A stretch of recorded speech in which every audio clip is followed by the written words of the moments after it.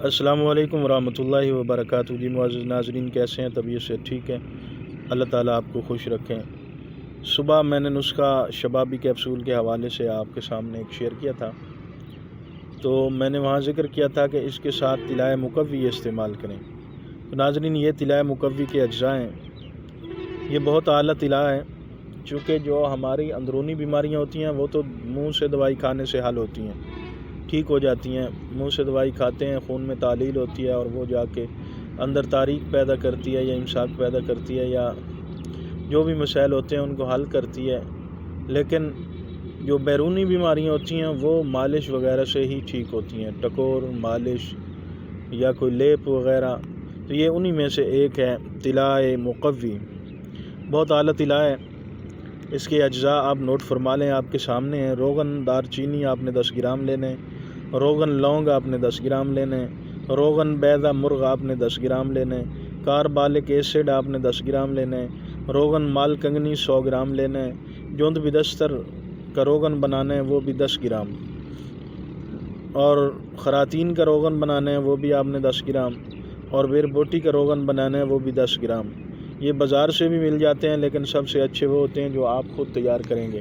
ان کے تیار کرنے کا طریقہ یہ ہوتا ہے کہ آپ دار چینی لیں 10 گرام، اور اس میں تلوں کا تیل یا زیتون کا تیل ڈال کے اس کو جلا لیں۔ روغن لونگ بھی اسی طرح آپ بنائیں۔ یہ اگر مشین سے نکلا ہوا لے سکتے ہیں تو وہ سب سے بیسٹ ہے کہ جو خود روغن لونگ کا نکلا ہوا ہو۔ اگر وہ نہیں ملتا تو پھر آپ نے یہ روغن بھی اسی طرح بنانا ہے۔ آپ نے 10 گرام لونگ لینے، اس میں 20-30 گرام آپ زیتون یا تل کا تیل ڈالیں، اس کو جلا لیں۔ اور روغن بیضہ مرغ کس طرح بناتے ہیں سامعین، آپ نے انڈے لینے ہیں 8 سے 10، ان کو پانی میں ابال لینے۔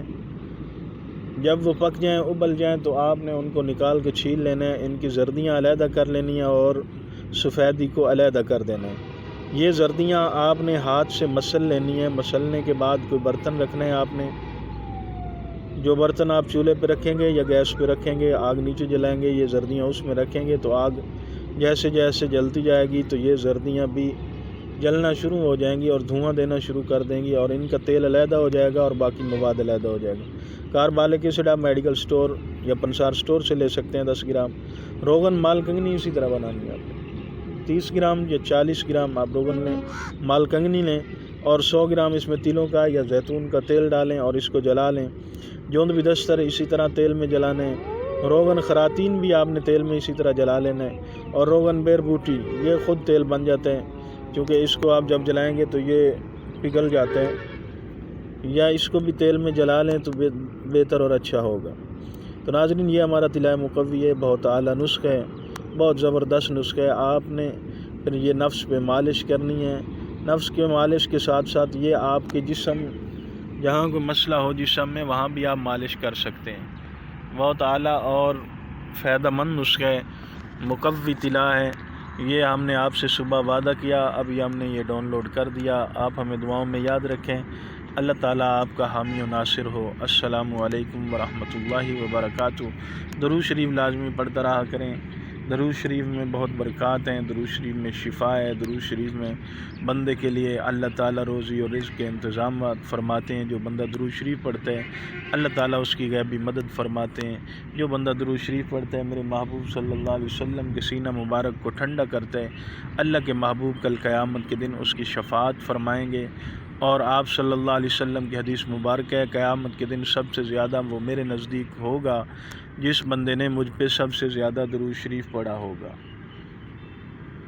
حدیث پاک پھر سن لیں، آپ علیہ الصلوۃ والسلام نے فرمایا قیامت کے دن سب سے زیادہ میرے نزدیک وہ بندہ ہوگا جس نے دنیا میں مجھ محمد کریم صلی اللہ علیہ وسلم پہ سب سے زیادہ درود شریف پڑھا ہوگا۔